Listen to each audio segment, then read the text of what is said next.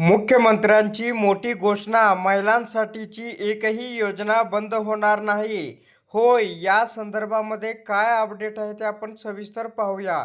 मुख्यमंत्री देवेंद्र फडणवीस म्हणाले, पंतप्रधान नरेंद्र मोदी यांनी विकसित भारताचे उद्दिष्ट समोर ठेवले असून हा विकास महिलांच्या सहभागाशिवाय शक्य नसल्याचं सांगून पंतप्रधानांनी महिलांच्या सक्षमीकरणासाठी केंद्र सरकारच्या माध्यमातून बेटी बचावपासून लखपती दीदीपर्यंत अनेक योजना राबवल्या आहेत.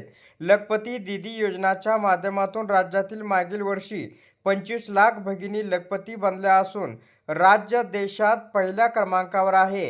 यावर्षीही तितक्याच महिला लखपती बनणार असून 1 कोटी भगिनींना लखपती दीदी बनवण्याचे ध्येय असल्याचं या ठिकाणी त्यांनी सांगण्यात आलेलं आहे. तर पुढे अपडेट आपण सविस्तर पाहूया, म्हणून हा व्हिडिओ आपण शेवटपर्यंत पहा आणि जास्तीत जास्त आपल्या महिला भगिनींना हा व्हिडिओ शेअर करा. तर मुख्यमंत्री लाडकी बहीण योजनेच्या माध्यमातून राज्यात 1500 रुपयाच्या निधीतून भगिनी स्वावलंबनाचे नवे मार्ग शोधत असल्याचा गौरवपूर्ण उल्लेख मुख्यमंत्री श्री देवेंद्र फडणवीस यांनी यावेळी केला.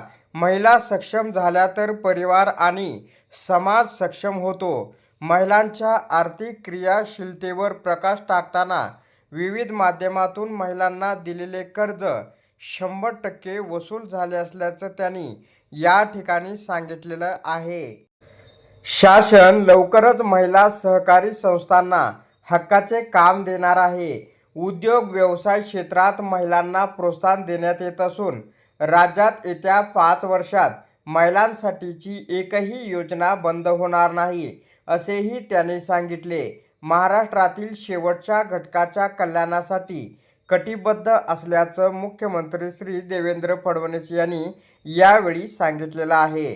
तर अशा प्रकारे महिलांसाठी ही एक महत्त्वपूर्ण अपडेट होती. अशा प्रकारच्या महत्त्वपूर्ण अपडेट जाणून घेण्यासाठी आताच आपल्या टुडे मराठी यूट्यूब चॅनलला जास्तीत जास्त शेअर व सबस्क्राईब करा.